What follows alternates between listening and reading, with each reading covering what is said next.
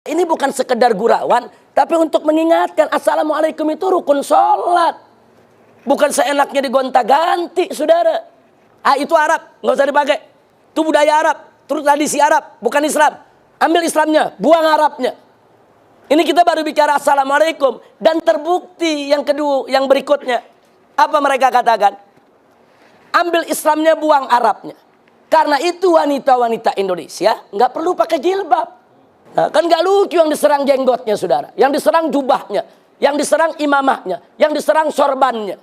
Sorban, jubah, imamah, semua ada dalilnya, bukan tidak ada dalil. Soal orang mau pakai nggak pakai urusan lain, saudara. Kenapa saya dan kawan-kawan, khususnya di FPI, menentang habis-habisan, keras-kerasan persoalan ini, saudara? Karena kita tahu ini agendanya liberal. Kita ini orang lapangan. Kita tahu sudah lama sekali mereka merencanakan ini, ya ikhwah. Dan Jokowi pada saat berpidato di depan DPR RI dalam rangka menyambut HUT RI mengatakan Islam kita adalah Islam Nusantara. Dan nggak sampai di situ, saudara. Tokoh liberal ditanya, apa itu yang dimaksud Pak Jokowi Islam Nusantara? Nah, ini tokoh-tokoh ini mengatakan Islam Nusantara itu adalah Islam yang lembut, yang santun, bukan Islam Arab yang keras dan radikal.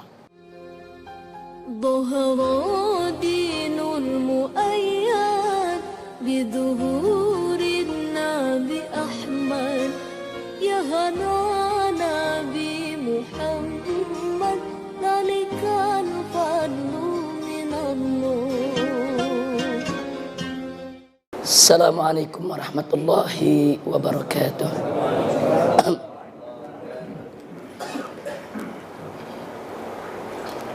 Bismillah walhamdulillah wassalatu wassalamu ala rasulillah wa ala alihi wa sahbihi wa mawalah.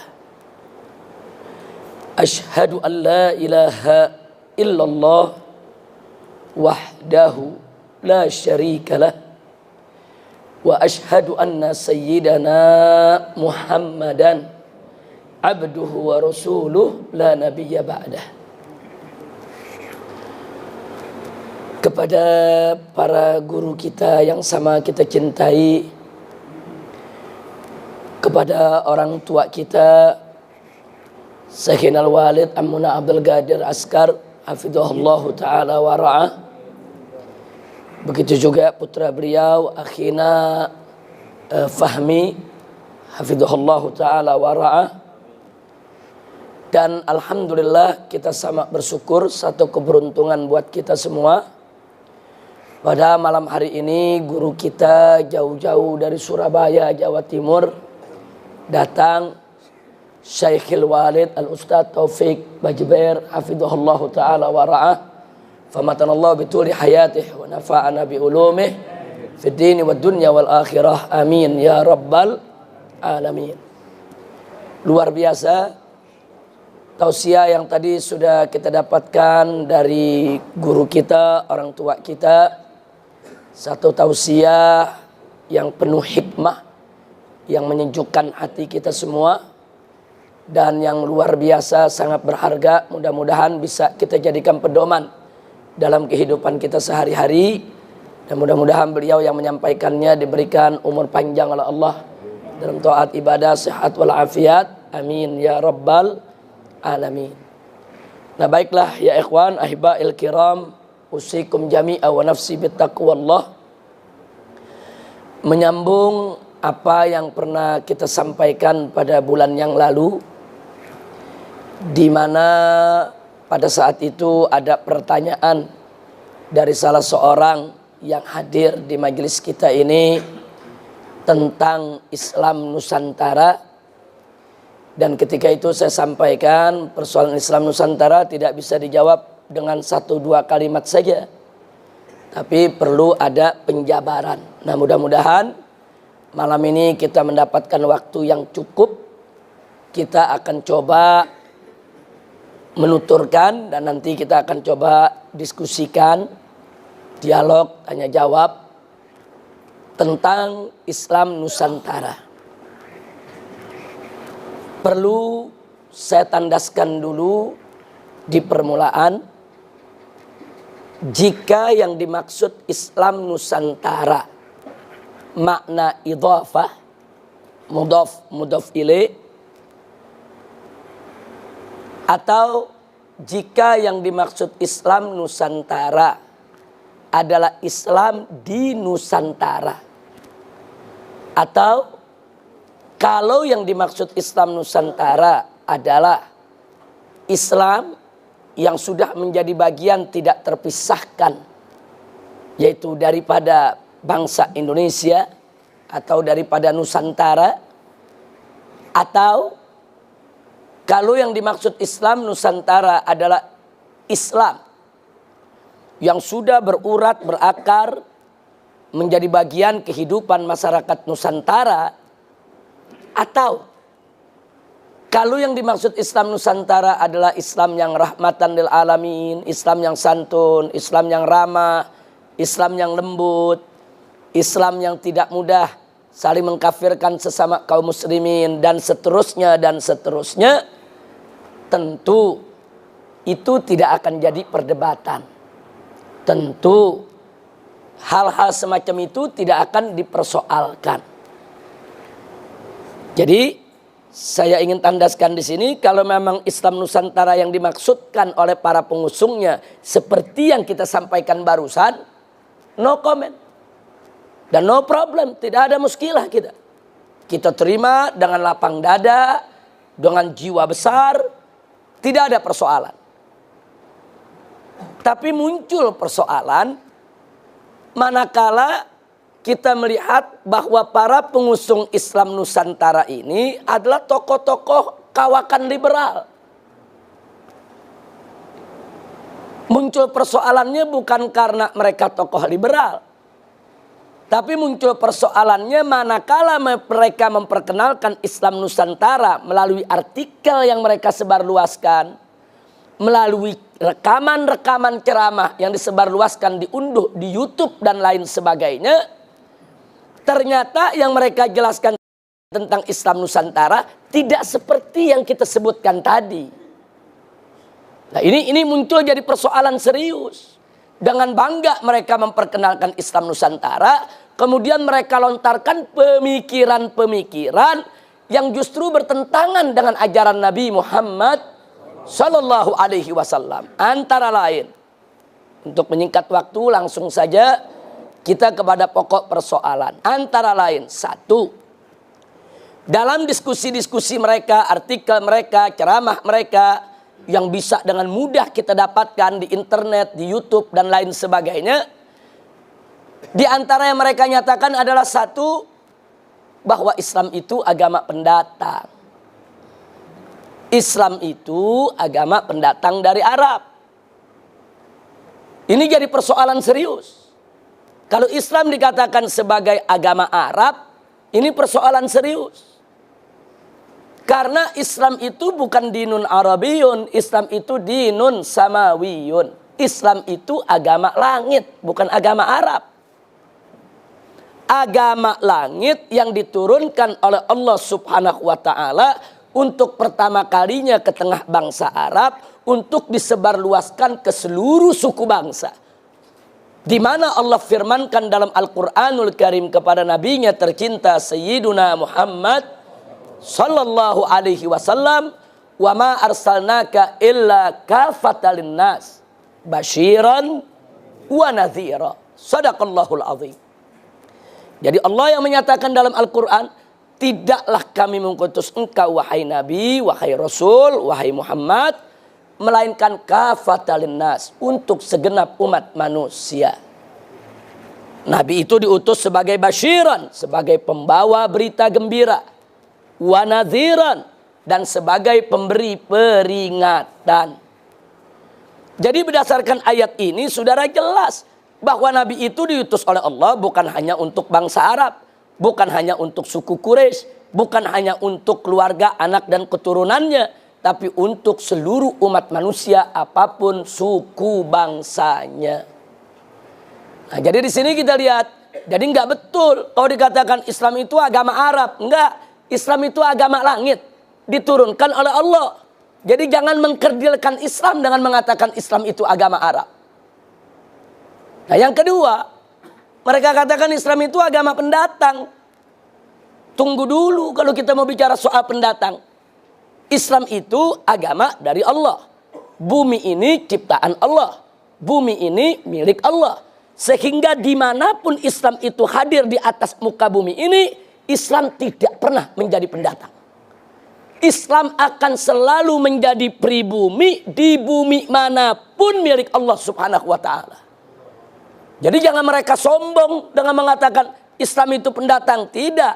Orang Arab di Indonesia pendatang. Orang Cina di Indonesia pendatang. Tapi Islam bukan pendatang, saudara. Islam itu datang dari Allah Subhanahu wa ta'ala di atas muka bumi. Bumi ini milik Allah. Bumi ini ciptaan Allah. Dengan hak apa ada manusia yang begitu sombong mengatakan agama yang datang dari Allah dikatakan sebagai pendatang? Enggak begitu, saudara. Nah, jadi ini berbahaya sekali. Ingin mengecilkan peran Islam, ingin mengecilkan nilai Islam. Dia ingin bermain kata-kata. Nah, kemudian selanjutnya dia katakan karena Islam ini pendatang dari Arab, maka Islam itu harus dipribumisasi. Islam itu harus diindonesiakan. Islam itu harus dinusantarakan. Ini kalimat sangat berbahaya. Loh, kenapa saya katakan berbahaya? Karena dulu Nabi pada saat diutus oleh Allah Subhanahu wa ta'ala pertama kali ke tengah bangsa Arab, bukan untuk mengarabkan Islam, tapi untuk mengislamkan Arab. Jadi jangan dibulak-balik. Nabi nggak pernah mengarabkan Islam, ya ikhwan. Nabi itu dulu tugasnya mengislamkan bangsa Arab dan seluruh suku bangsa di dunia. Jadi dulu Nabi mengislamkan Arab, bukan mengarabkan Islam. Nah, jadi kelompok mereka ini yang menyebut dirinya sebagai Islam Nusantara memutarbalikkan persoalan, dan ini sangat berbahaya. Baik, sekarang mari kita lihat. Kalau nanti Islam di Indonesia harus di-Indonesiakan, maka konsekuensinya Islam di Afrika harus di-Afrikakan. Islam di Eropa harus di-Eropakan. Islam di Amerika harus di-Amerikakan. Islam di Cina harus dikinakan. Islam di India harus di-Indiakan. Naif betul. Kok bisa begitu rendah sekali Islam? Ingin diubah-ubah, disesuaikan dengan suku bangsa? Tidak. Dulu Nabi alaihi salatu wassalam dan para sahabatnya radhiyallahu ta'ala anhum, dan para tabi'in, para tabi'it tabi'in, serta ulama yang datang setelah mereka, saudara, mereka berjuang menyebarluaskan Islam. Mereka Islamkan Arab, Islamkan Persia, Islamkan India, Islamkan Cina, Islamkan Amerika, Islamkan Eropa, Islamkan Afrika, dan mengislamkan Nusantara. Wali Songo dulu ketika berdakwah di Tanah Jawa, Wali Songo nggak pernah menjawakan Islam. Wali Songo nggak pernah menusantarakan Islam. Justru Wali Songo mengislamkan Tanah Jawa dan mengislamkan Nusantara. Nah ini sengaja saya tekankan karena mereka ingin mengkerdilkan Islam seolah-olah ini cuma urusan orang Arab. Sebetulnya yang mereka mau serang bukan Arab, mereka mau serang Islam. Arab ini cuma perantara saja, ya ikhwah. Nah karena itu kita bantah habis. Gak bisa mereka gunakan istilah sedemikian rupa. Nah, kalau istilah ini dibiarkan berbahaya. Nah, pada kenyataannya memang akhirnya mereka kembangkan. Nah, baik, sekarang yang berikutnya yang keempat. Apa mereka kembangkannya? Kata mereka, karena kita ini adalah bangsa Indonesia, kita masyarakat Nusantara, kita jangan mau dijajah sama Arab. Jangan mau kita diperbudak sama Arab. Maka itu segala unsur Arabisasi dalam Islam harus ditolak. Ambil Islamnya, buang Arabnya. Itu mereka sampaikan. Dalam beberapa ceramah, dalam beberapa diskusi, dalam beberapa artikel. Ambil Islamnya, buang Arabnya. Makanya jangan kaget. Sejak tahun 1984, salah satu tokoh liberal, pentolan liberal di Indonesia berceramah di kampus UI. Saudara, untuk pertama kalinya dia katakan bahwa untuk mempribumikan Islam, maka pertama kali kita ganti dulu Assalamualaikum dengan selamat pagi dan selamat siang. Ini dari tahun 84 nih, terus berkembang sampai sekarang. Nah ini kan sekarang dengan alasan apa? Karena assalamualaikum itu adat Arab. Itu tradisi Arab. Kita ganti dengan bahasa kita. Supaya lebih akrab, lebih Indonesia, lebih Nusantara, lebih pribumi. Kenapa mesti pakai assalamualaikum? Nah untuk membantah ini, perlu kita kembalikan kepada sejarah assalamualaikum itu sendiri. Sebelum Nabi diutus menjadi Rasul di tengah masyarakat Arab jahiliyah, nggak ada yang kenal assalamualaikum.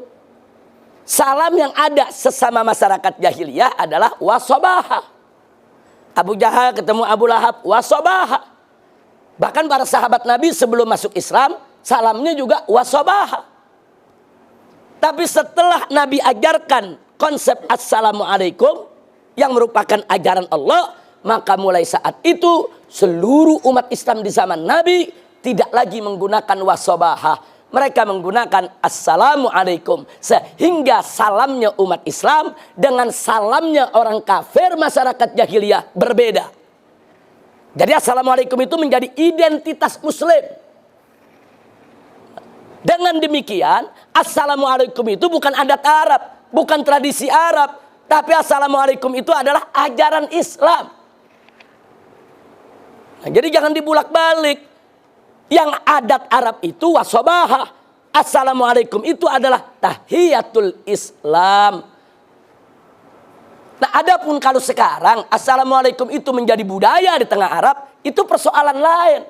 Karena bangsa Arab ramai-ramai masuk Islam, akhirnya salam mereka berganti dengan assalamualaikum. Akhirnya assalamualaikum itu merata di seluruh bangsa Arab, digunakan sebagai salam mereka, membudaya, berurat berakar. Ya, itu tidak kita pungkiri. Tapi asal usulnya tetap itu adalah ajaran Islam. Bukan salam Arab, salam Islam. Dan kalau kita bicara soal itu sudah membudaya di tengah bangsa Arab, bukan di tengah bangsa Arab saja. Dari Sabang sampai Merauke, assalamualaikum itu sudah membudaya. Di Aceh assalamualaikum, di Palembang assalamualaikum, di Padang assalamualaikum, di Jawa Barat, Jawa Tengah, Jawa Timur, Ambon, Irian, bahkan di negara-negara Eropa umat Islam assalamualaikum jadi budaya.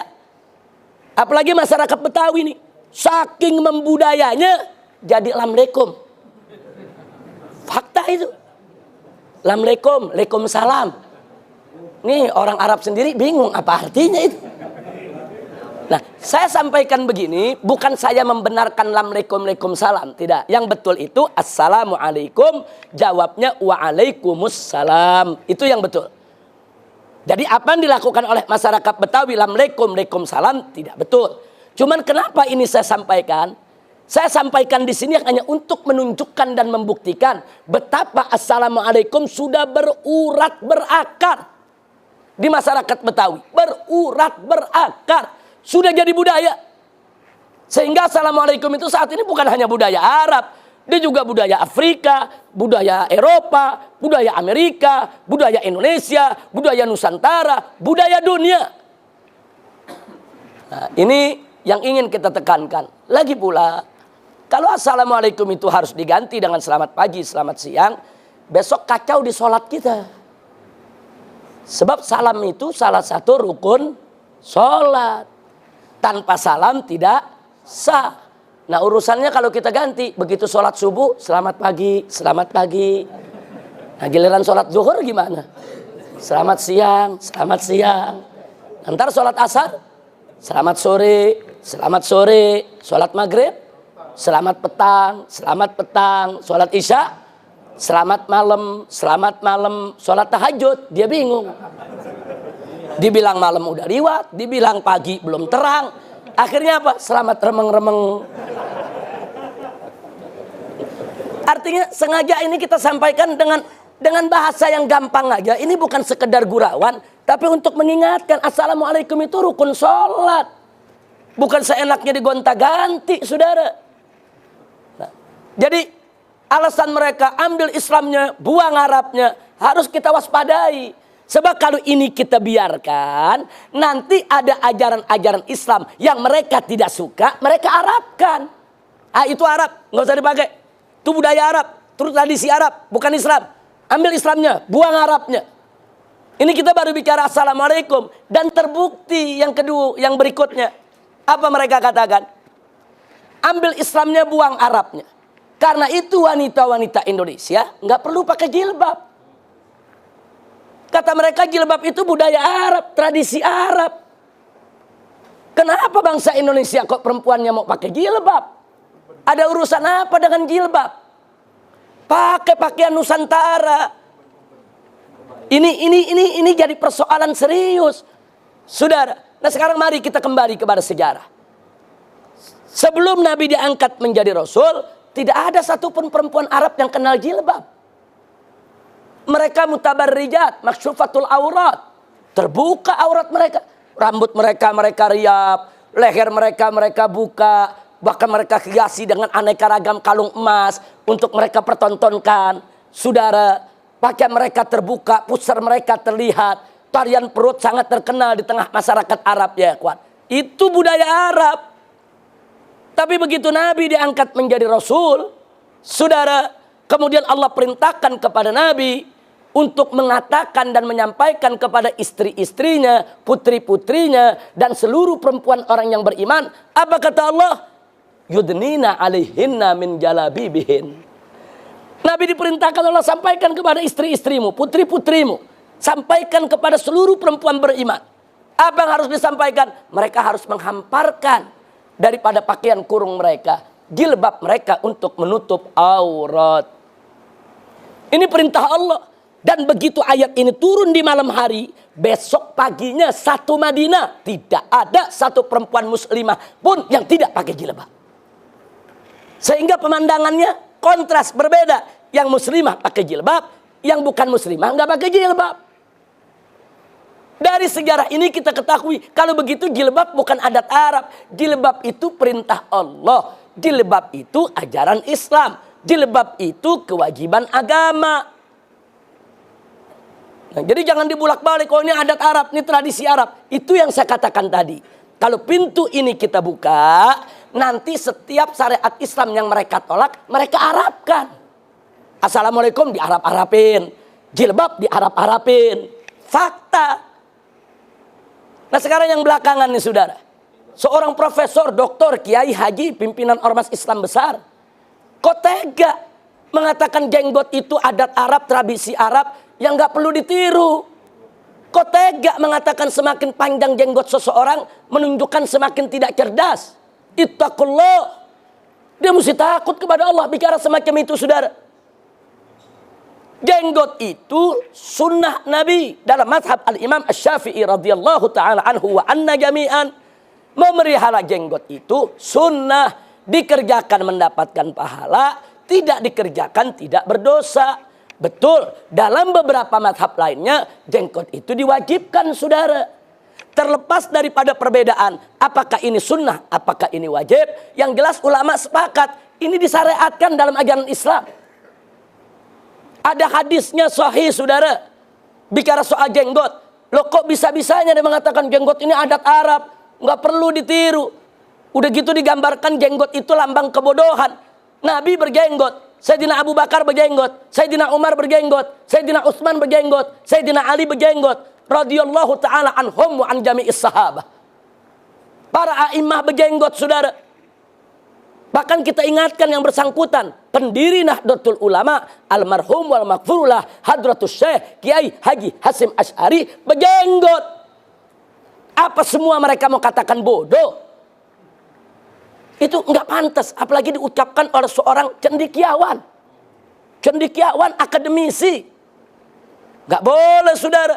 Soal dia tidak suka jenggot itu urusan lain. Mungkin dia lebih suka panjangin buru ketiak. Itu urusan dia saudara. Tapi kita bicara soal hukum, soal syariat. Nggak boleh dong dia mengatakan begitu. Dalam bercanda bergurau pun nggak boleh saudara.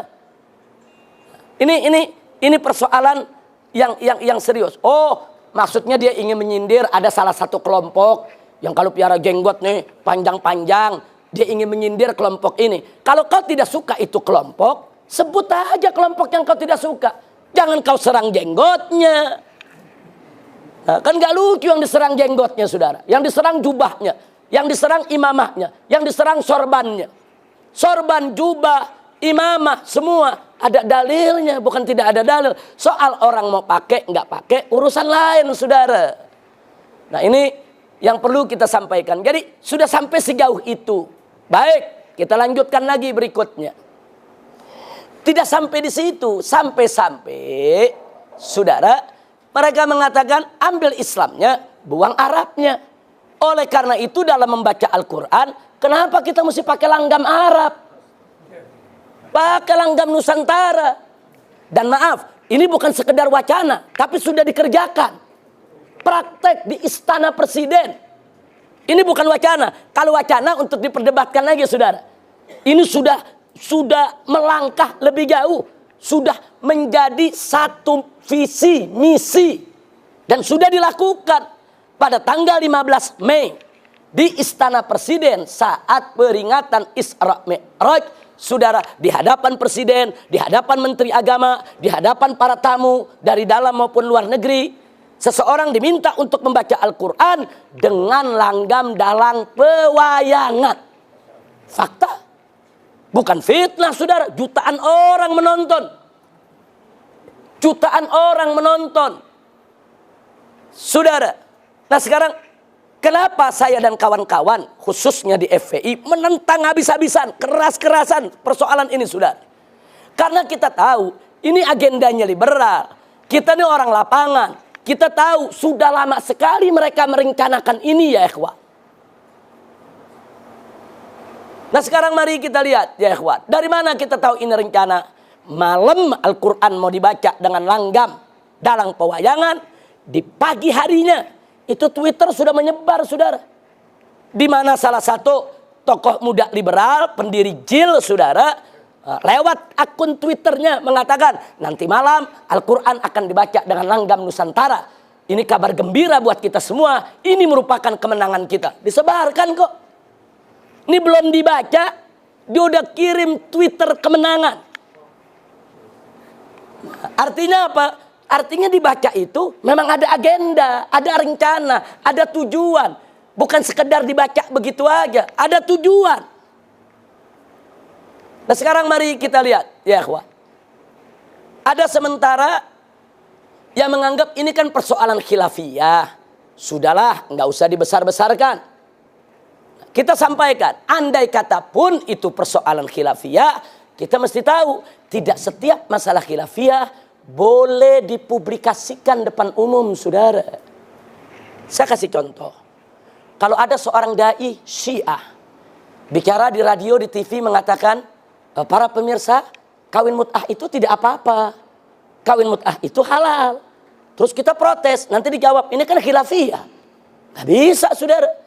Walaupun itu persoalan khilafiyah fikih antara Ahlus Sunnah dengan Syiah, dia tidak punya hak mempublikasikan persoalan tersebut ke khalayak ramai.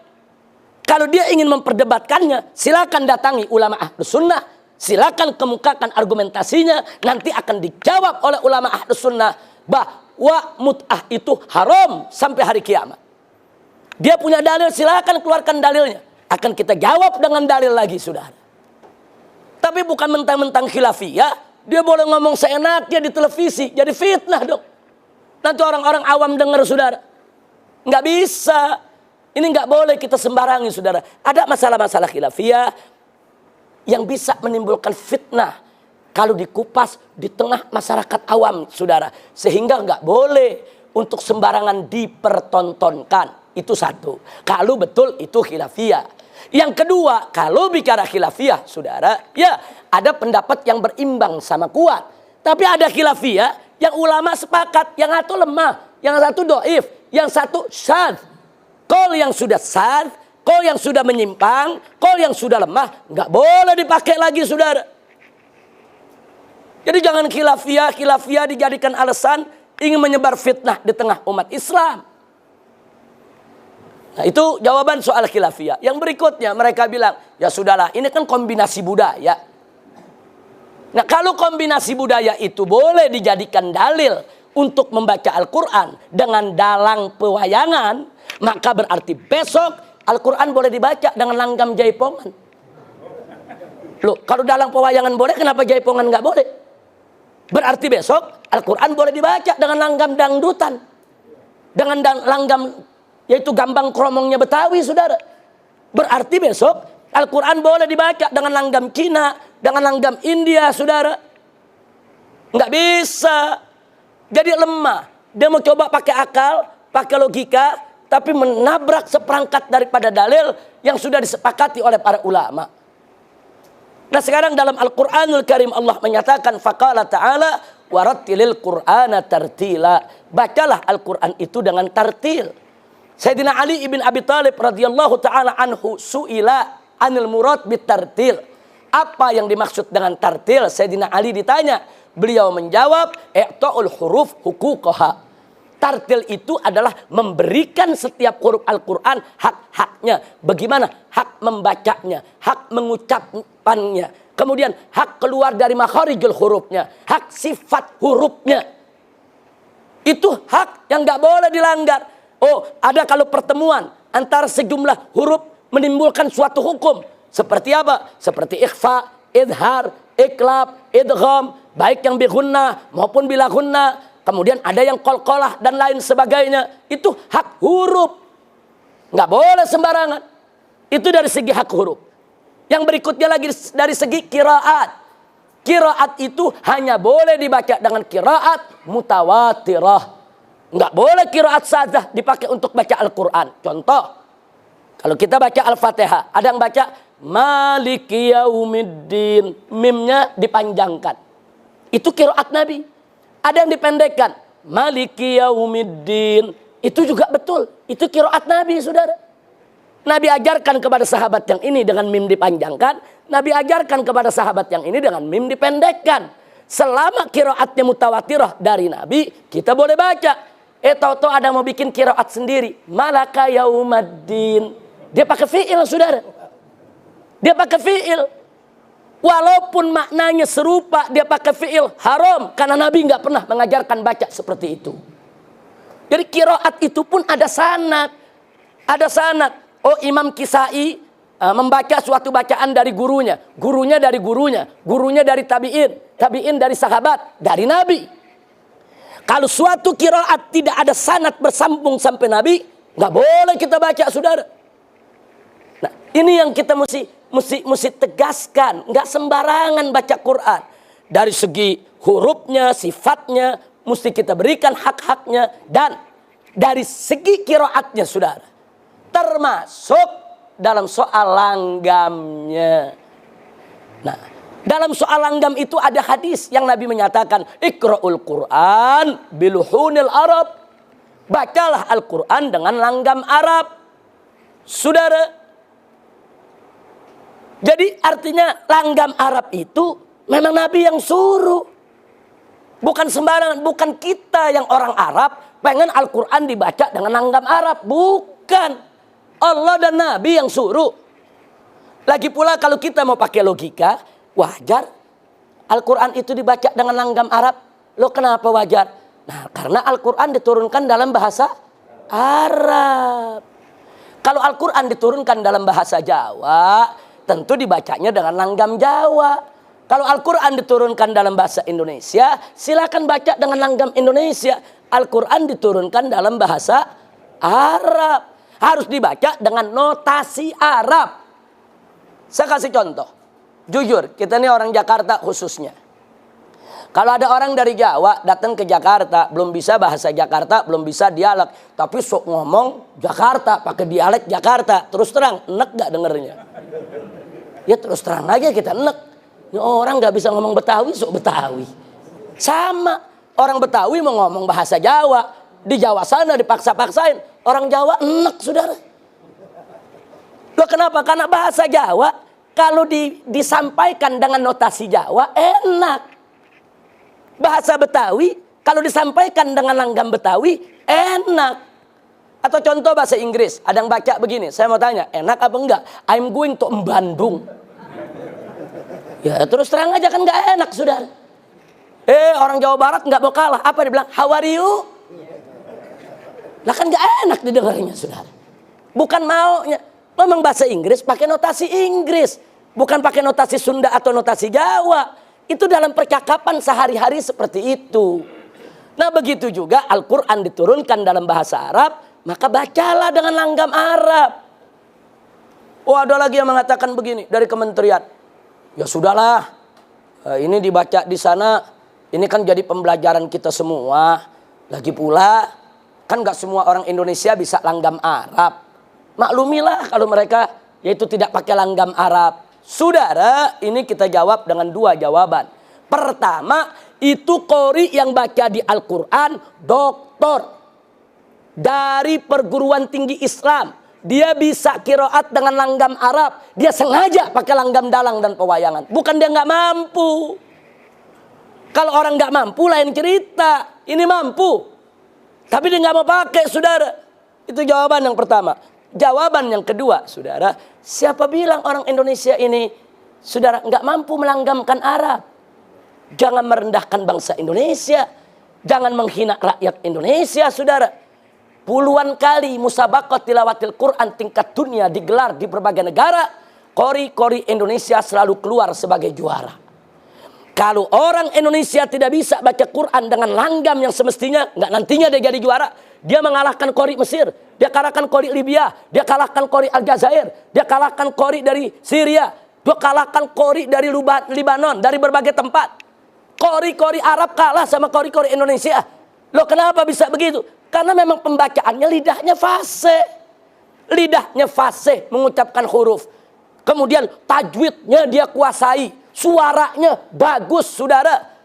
Nah karena dia husnul ada fitilawatil Quran, saudara, wah husnul shot, saudara, husnul tajwid, dia juara. Yang nggak bisa baca Quran dengan langgam Arab, yang nggak ngaji. Yang nggak ngaji, saudara. Ya mungkin karena presidennya nggak ngaji, ya dia nggak bisa. Kalau yang ngaji bisa, saudara. Yang ngaji di pesantren, di madrasah, di majelis taklim, bisa. Siapa bilang nggak bisa? Jangan merendahkan bangsa Indonesia, saudara. Bahkan Anda boleh lihat saat ini orang Indonesia, walaupun dia nggak bisa baca Al-Quran, tapi mengucapkan lafaz Allah semua fasih, saudara. Anda kalau ke Pakistan, ke India, Anda dengerin lafaznya. La ilaha illallah, subhanallah. Itu yang mereka gunakan. Saudara, Allahu Akbar. Kita dengar azan di India, asyhadu alla ilaha illallah. Nah saya mau dengar. Kalau kira-kira di masjid kita nih di Pondok Bambu besok pagi ada anak muda azannya begitu, ditempelin nggak sama marbot? Ditempelin sama marbot, lu belum bisa azan udah mau azan. Orang Indonesia fase-fase sebut Allah, subhanallah, astagfirullah, la ilaha illallah. Nah jadi kalau soal kefasihan kita nggak ragukan lagi. Kalau ada yang tanya kenapa sih orang Indonesia fasih, ya jangan kaget. Karena dulu dai-dai yang datang ke Indonesia nih, ini datang dari Hadramut, datang dari Yaman. Lisan Hadarim ini lisan fasih, saudara. Kita tahu dulu injit-injit kita kalau lagi ngajarin orang Indonesia ngaji, nggak bisa disabet, saudara. Ngomong dot nggak bisa, dot disabet. Sampai dotnya benar, saudara. Emang begitu dulu. Dulu nih injit-injit kita, habaib, masyaikh, saudara, yang ngajar di Indonesia nih dari Hadramut, ya begitu. Karena lidah orang-orang Hadramut, orang-orang Yaman ini fasih, orang Indonesia lidahnya ikut jadi fasih. Alhamdulillah gurunya fasih, muridnya pinter, jadi fasih juga, saudara. Nah ini yang mesti kita ingatkan. Nah kemudian begitu kita protes habis-habisan, saudara, ada yang mengatakan sudahlah, ini kan di istana presiden, kita mesti maklumilah. Nah kalau yang ini saya jawabnya gampang. Ada beberapa pejabat petinggi dari dewan maupun dari eksekutif yang ngontak supaya saya tidak menyoroti ini lagi. Supaya saya tidak memprotes itu presiden ataupun menteri agama di berbagai mimbar. Jawab kita ringkas, baik. Kalau presiden nggak mau diprotes, saya punya usul. Saya punya usul. Kalau nggak dikatakan syarat, saya katakan saya punya usul. Ini kita sampaikan sebelum tanggal 17 Agustus. Kita katakan nanti pada peringatan 17 Agustus itu di istana kan digelar perayaan memperingati HUT kemerdekaan RI. Nah saya minta nanti presiden mengajak yang hadir nyanyi Indonesia Raya dengan langgam Cicak Rowo. Lakukan itu Indonesia Raya. Atau nyanyikan aja Indonesia Raya dengan langgam Betawi. Nyok kita nonton ondel-ondel. Kan orang Betawi ada lagi gitu. Nyok, kita nonton ondel-ondel. Nyok. Nah, nyanyi lagi Indonesia Raya. Indonesia tanah airku. Oi. Boleh gak saudara? Kita sampaikan kepada para pejabat kita, apa boleh? Mereka jawab, nggak boleh Habib. Nah, kalau lagu Indonesia Raya, nggak boleh seenaknya kau ubah. Notasinya nggak boleh diubah. Bahasanya nggak boleh diubah. Nadanya nggak boleh diubah. Ini Al-Quran. Kitabullah. Kitab mulia, kitab suci, kitab agung, kitab sakral. Kok seenaknya kau rubah? Saudara, nggak bisa. Kurang ajar. Giliran lagu Indonesia Raya nggak boleh, saudara. Ya, memang nggak boleh. Kenapa? Ada Undang-Undang nomor 24 tahun 2009 yang melarang lambang negara, saudara, untuk diubah-ubah. 1, bendera merah putih. 2, lambang Garuda Pancasila. 3, bahasa Indonesia, termasuk menyanyikan lagu Indonesia Raya. Siapa yang coba-coba ubah dengan sengaja, minimal, saudara, 5 tahun penjara. Nah, mereka tahu aturan. Itu aturan mereka yang buat. Al-Quran juga ada aturannya. Allah yang sudah buat aturannya. Waratil Qur'ana tartila.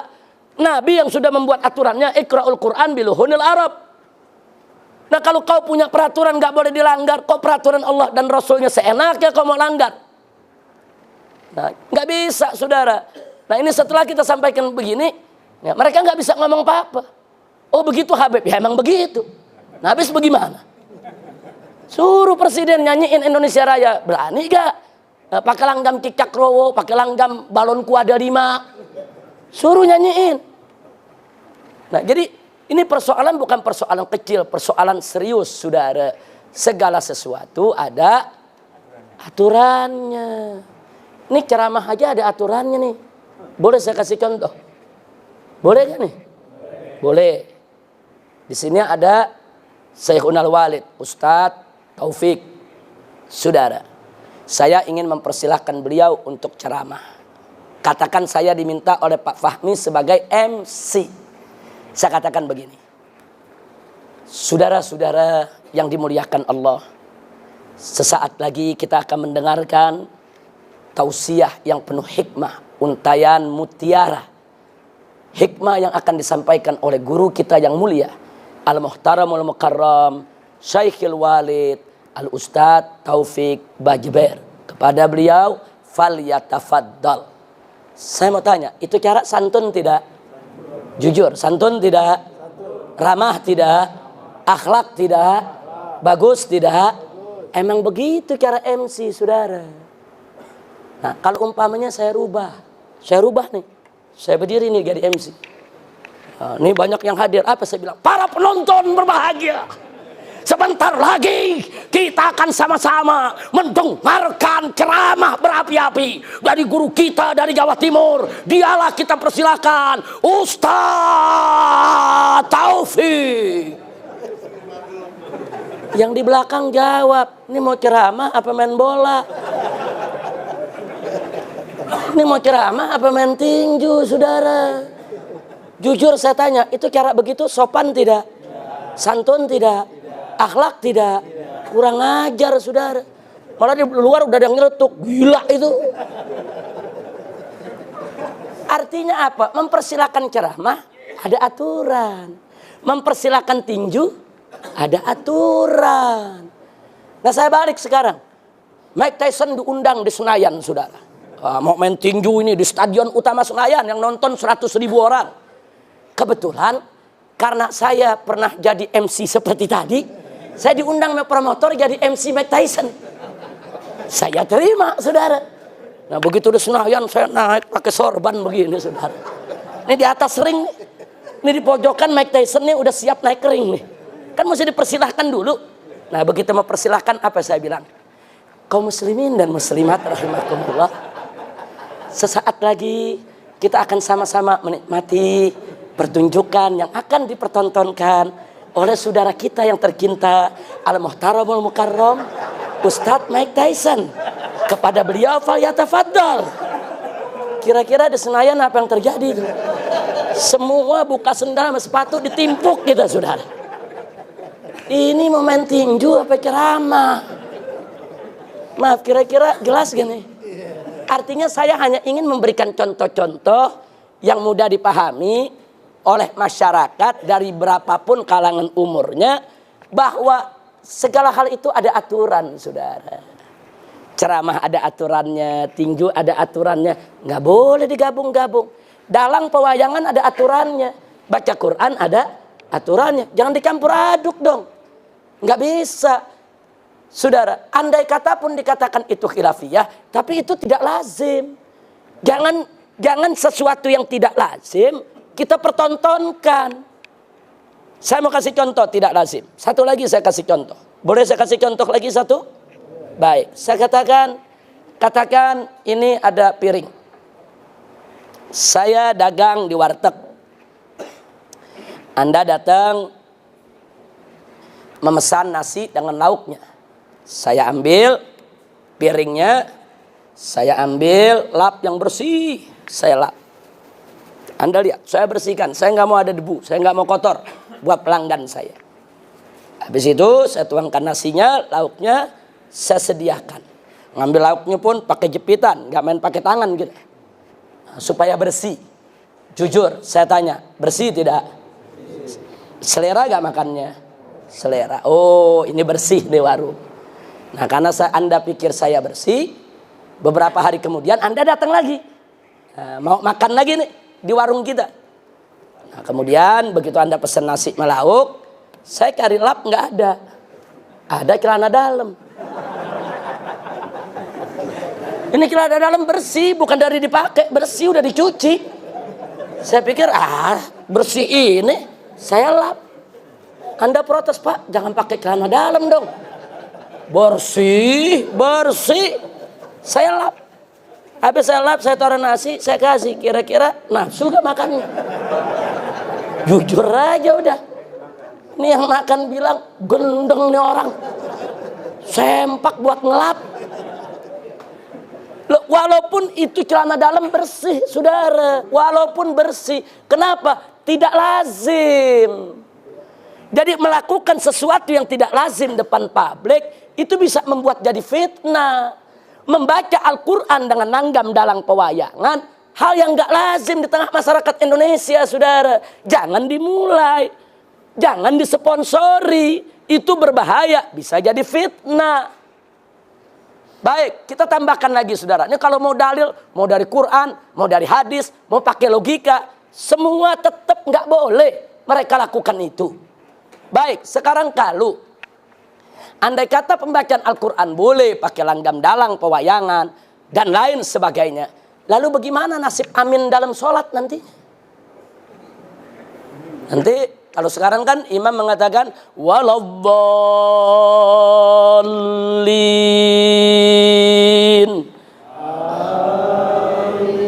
Di mana-mana amin sama. Nah sekarang kalau waladdolinnya pakai wayang, waladdallin. Aminnya gimana? Aminnya gimana? Tinggal orang Sunda yang jadi makmum. Naon iya? Bingung orang Betawi. Apaan tuh? Kenapa? Aminnya nggak bakal seragam, saudara. Karena jamaah kita macam-macam suku. Tapi kalau waladdallin dengan qiraat biasa, mau di Mekah, mau di Mesir, mau di Amerika, sama aminnya, saudara. Nah, karena itu, saudara, dalam Sahihul Bukhari dengan tegas Nabi mengatakan, Iqra'ul Qur'an ma talafat qulubukum, kata Nabi. Bacalah Al-Quran dengan yang menyatikan hati kalian, kata Nabi. Jangan baca Al-Quran menimbulkan perpecahan. Nah kalau baca Al-Quran dengan langgam dalang pewayangan, saya mau tanya, ini menjalin menyejukkan hati atau meresahkan? Meresahkan, saudara. Nabi nggak kasih, kata Nabi, Iqra'ul Quran ma'talafat qulubukum. Baca Al-Quran. Baca. Dengan bagaimana kita baca? Yang menyatukan hati kita. Yang menyejukkan hati kita. Bukan meresahkan. Sebagai tambahan lagi, saudara, jangankan langgam dalang pewayangan, saudara, langgam Arab saja tidak semuanya boleh untuk baca Al-Quran. Contoh satu, mari kita lihat gambus. Dari mana sih asalnya? Arab. Apa boleh baca Al-Quran dengan notasi gambusan? Nggak boleh, saudara. Walaupun gambus itu langgam Arab. Karena gambus itu langgam Arab untuk pertunjukan hiburan, nggak boleh buat baca Al-Quran. Al-Quran bukan pertunjukan, saudara. Begitu juga langgam tari perut dari Arab, saudara. Tari perut itu langgamnya dari Arab. Apa boleh baca Al-Quran dengan langgam tari perut? Nggak boleh, saudara. Barang siapa yang dengan sengaja membaca Al-Quran dengan langgam tari perut, padahal dia tahu langgam tari perut itu untuk pertunjukan maksiat, berarti dia sudah melecehkan Al-Quran. Dan dalam akidah Ahlus Sunnah wal Jamaah tegas, man istahza'a bil Quran faqad irtadda. Barang siapa yang memperolok-olok Al-Quran, maka dia sudah murtad dari agamanya. Nah, jadi nggak boleh sembarangan, saudara. Nah, ini yang mesti kita luruskan dulu. Nggak bisa seenaknya. Yang langgam Arab saja, langgam Arab, gambusan, qasidahan, tari perut, nggak boleh untuk dibaca digunakan buat membaca Al-Quran. Nggak boleh, saudara. Kenapa? Karena semua itu untuk pertunjukan hiburan.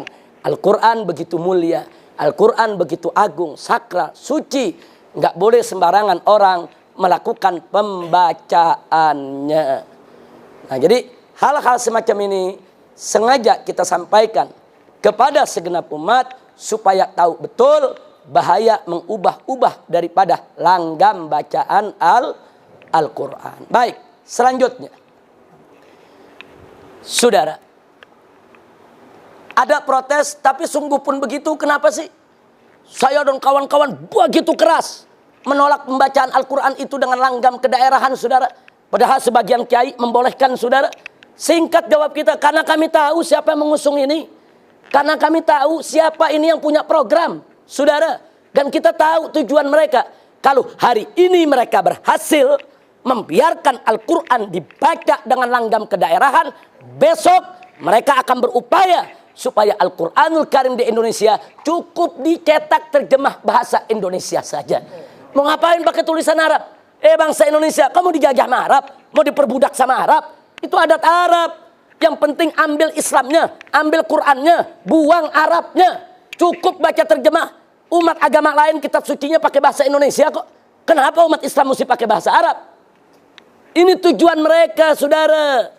Kalau dibiarkan sangat berbahaya. Bukan sekedar khilafiyah. Kalau sekedar khilafiyah, kita tidak akan besar-besarkan. Kalau ini murni dilakukan oleh ulama-ulama yang istiqomah, bukan datang dari liberal, kita tidak persoalkan, saudara. Ya, ini khilafiyah.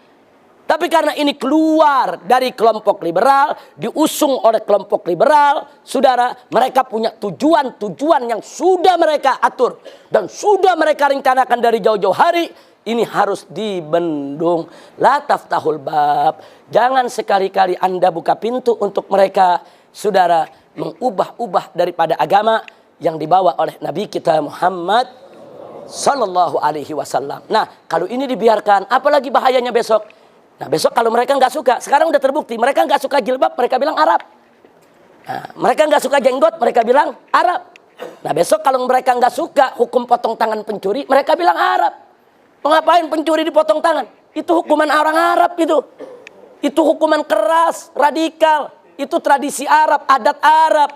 Cukup pakai hukuman kita saja. Besok zani muhson yang mestinya dirajam sampai mati, mereka akan katakan rajam itu Arab. Besok anak gadis, anak bujang berzina yang mestinya dicambuk 100 kali dan diasingkan selama 1 tahun, mereka bilang cambuk itu Arab. Mengapain kita pakai Arab itu semua? Nggak sampai di situ. Kalau ini dibiarkan, besok sholat kita ditolak juga. Mengapain sholat pakai takbiratul ihram? Mengapain pakai baca suratul Fatihah? Mengapain pakai takbir, pakai tahmid, pakai tasbih? Mengapain ada duduk, ada sujud? Nggak perlu. Ambil sholatnya, buang Arabnya. Nggak perlu ada unsur Arab. Jadi sholatnya bagaimana? Udah berdiri aja, ngadep Sang Hyang, baca aja eling, eling, eling. Mau dibawa kemana kita, saudara? Nah, jadi artinya, saudara, kita tutup. Kita tahu nih tujuan mereka nih ke sana nih. Mereka mau nyerang Islam, bukan nyerang Arab, saudara. Bukan. Salah kalau kita anggap mereka mau nyerang Arab. Mereka mau nyerang Islam, diawali dengan nyerang Arab. Arab ini cuma perantara, ya ikhwan. Yang mereka mau serang Islam, yang mereka mau hancurkan adalah Islam. Bagaimana caranya? Adu syariat dengan adat. Adu yang Arab dengan bukan Arab, saudara.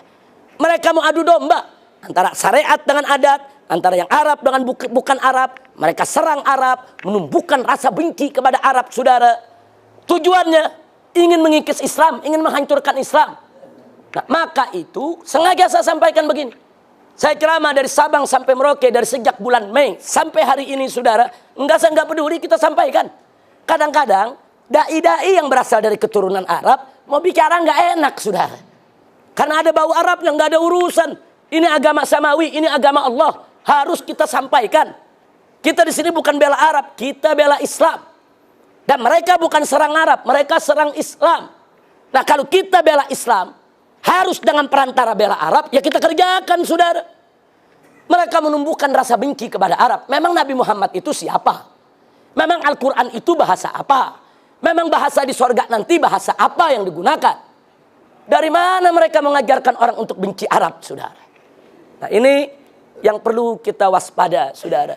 Jadi banyak sekali sebetulnya yang ingin kita sampaikan dari percontohan-percontohan, tapi dari ceramah-ceramah yang mereka sampaikan tersebut, terbuktilah kalau begitu yang mereka masuk Islam, yang mereka maksud Islam Nusantara, bukan Islam di Nusantara, bukan Islam yang rahmatan lil alamin, bukan, tapi Islam yang sudah dipreteli dari unsur Arabnya, walaupun unsur Arab itu merupakan bagian syariat, saudara.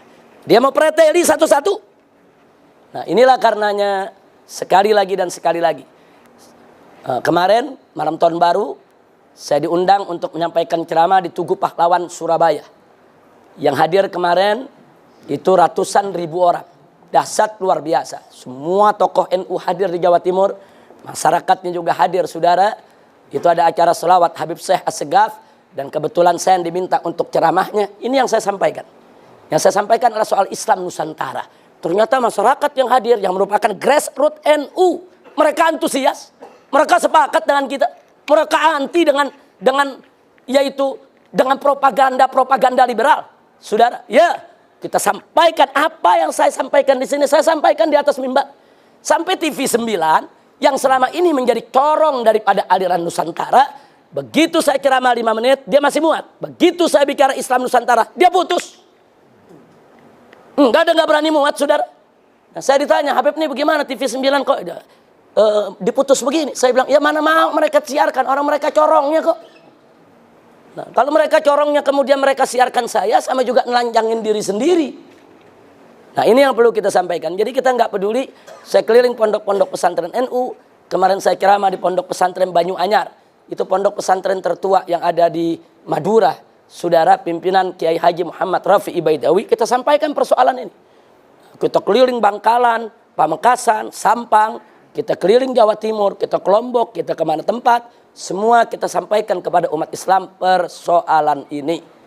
Nah, akhirnya kita tutup, yaitu apa-apa yang kita sampaikan kepada mereka dengan mengingatkan, innamal mu'minuna ikhwah. Sesungguhnya orang beriman itu bersaudara, apapun suku bangsanya, ya kawan.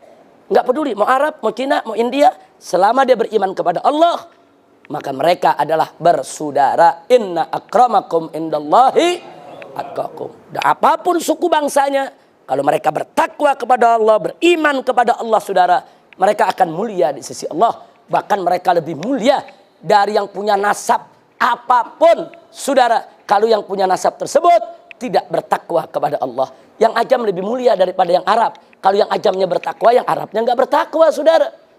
Nah, ini yang ingin kita ingatkan kepada semua. Jadi kita nggak mau umat ini diadu domba atas nama suku bangsa, satu disuruh celak yang satu.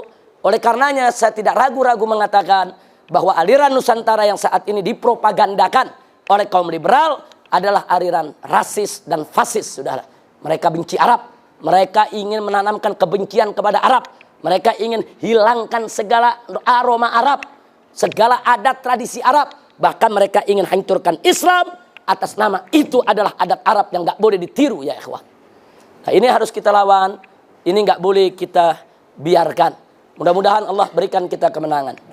Nah, jadi sejauh ini kita lihat di kalangan kiai-kiai NU sekalipun di daerah-daerah banyak yang menolak, ya ikhwan. Kiai-kiai NU yang garis lurus semua menolak propaganda tersebut. Dan sebagai tambahan, Islam Nusantara saat ini yang diusung oleh kaum liberal itu mendapat dana dari APBN resmi. Ada surat tertulis, saudara, dari Menteri Agama RI. Jadi artinya ini sudah jadi program pemerintah. Dan Jokowi pada saat berpidato di depan DPR RI dalam rangka menyambut HUT RI mengatakan Islam kita adalah Islam Nusantara. Dan nggak sampai di situ, saudara. Tokoh liberal ditanya, apa itu yang dimaksud Pak Jokowi Islam Nusantara? Nah, ini tokoh-tokoh ini mengatakan Islam Nusantara itu adalah Islam yang lembut, yang santun, bukan Islam Arab yang keras dan radikal. Pakai ada tambahan, bukan Islam Arab yang keras dan radikal. Kita paham, mungkin yang dia maksud ini Arab-Arab yang lagi pada perang, saudara, yang keras. Tapi itu tidak mewakili Islam, saudara. Jangan terus mengatakan Islamnya yang radikal. Kalau Islam Arab mereka katakan Islam keras, Islam radikal, Islam ekstrim. Lalu Islamnya Nabi Islam apa? Islam Nusantara. Islamnya Sayyidina Abu Bakar Islam apa? Islam Nusantara. Islamnya Sayyidina Umar Islam apa? Islam Nusantara. Islamnya Sayyidina Utsman Islam apa? Islam Nusantara. Islamnya Sayyidina Ali Islam apa? Islam Nusantara. Enggak boleh seenaknya mereka bicara begitu, saudara. Nah, karena ini sudah menjadi program pemerintah, jangan kaget. Saat ini Islam Nusantara sudah menjadi mata kuliah di perguruan tinggi Islam, ya ikhwan. Termasuk Universitas Islam Negeri Syarif Hidayatullah Jakarta. Kemarin 3 putri saya masuk diterima ujian di UIN dan ikut sekolah di UIN. Begitu lagi posma, yaitu pekan orientasi. Apa istilahnya itu? Jadi lagi pekan orientasi, anak-anak saya ini mendapat tugas. Untuk apa? Untuk bikin tulisan tentang Islam Nusantara. Akhirnya mereka lapor, Abah, ini disuruh tulis nih tentang Islam Nusantara. Nah terus kamu mau tulis apa? Ya tulis lagi isi ceramah Abah. Ya tulis aja. Ntar kalau nilainya jelek bagaimana, Abah? Nggak apa-apa. Diberhentikan pun nggak apa-apa. Katakan yang hak itu hak, yang batil itu batil. Mulai mereka kuliah. Kuliah sehari pulang, Uminya nanya di rumah, belajar apa tadi? Islam Nusantara, Mi. Besoknya pulang dari tempat kuliah, belajar apa tadi? Islam Nusantara. Uminya terus menjelit, berhenti kata Umi. Anak kita cabut, yang 2 kita cabut. Kalau yang 3 tinggal semester akhir karena pindahan dari Universitas Ahqaf. Jadi sengaja saya tidak pindahkan, tapi yang 2 yang baru kita tarik. Nah, sekarang kita kirim ke Gresik, ke Jawa Timur. Jadi artinya memang Islam Nusantara sudah menjadi mata kuliah resmi di perguruan tinggi Islam negeri maupun swasta, kecuali swasta yang masih tetap istiqomah di jalan Ahlus Sunnah wal Jamaah tidak akan mengajarkan materi tersebut. Kalaupun diajarkan, hanya Islam Nusantara dalam makna Islam di Nusantara. Islam sebagai sesuatu yang agama yang sudah menjadi bagian tidak terpisahkan dari masyarakat Nusantara. Tidak seperti yang kita terangkan barusan, ya ikhwan. Nah terus kalau pertanyaannya, tapi kenapa ada kiai-kiai sepuh katanya setuju dengan Islam Nusantara? Saudara, kiai sepuh ini orang baik. Mereka orang soleh. Saya contohkan seperti Kiai Haji Maimun Zubair dari Jawa Tengah. Orang baik, saudara. Nah dia bertanya kepada salah satu tokoh, apa sih itu Islam Nusantara? Dalam Munas ini. Nah, terus dijawab, Islam Nusantara itu Pak Kiai Islam yang rahmatan lil alamin. Yang lembut Pak Kiai. Nah, Kiai jawab, oh kalau begitu saya setuju. Nah kan Kiai jawab sesuai dengan informasi yang dia dapat, ya ikhwan. Nah, jadi saya tidak salahkan. Orang tua, saudara, dapat informasi seperti itu, terus dibenarkan. Bukan dia saja. Saya pun kalau tanya, apa itu Islam Nusantara? Terus orang jawab, Habib Islam Nusantara yang rahmatan lil alamin. Saya nggak ribut, saudara. Saya nggak protes, saudara.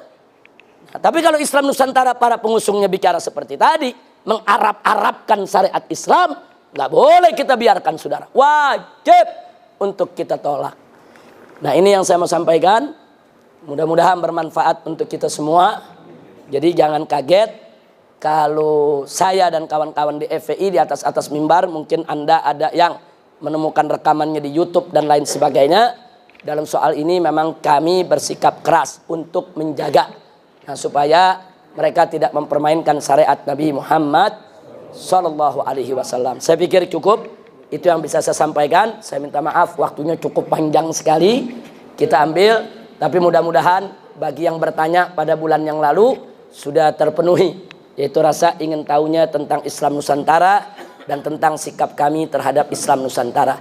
Cuman sebelum saya akhiri, saya belakangan ini tidak lagi menyebut mereka Islam Nusantara, tapi saya sebut mereka aliran Nusantara.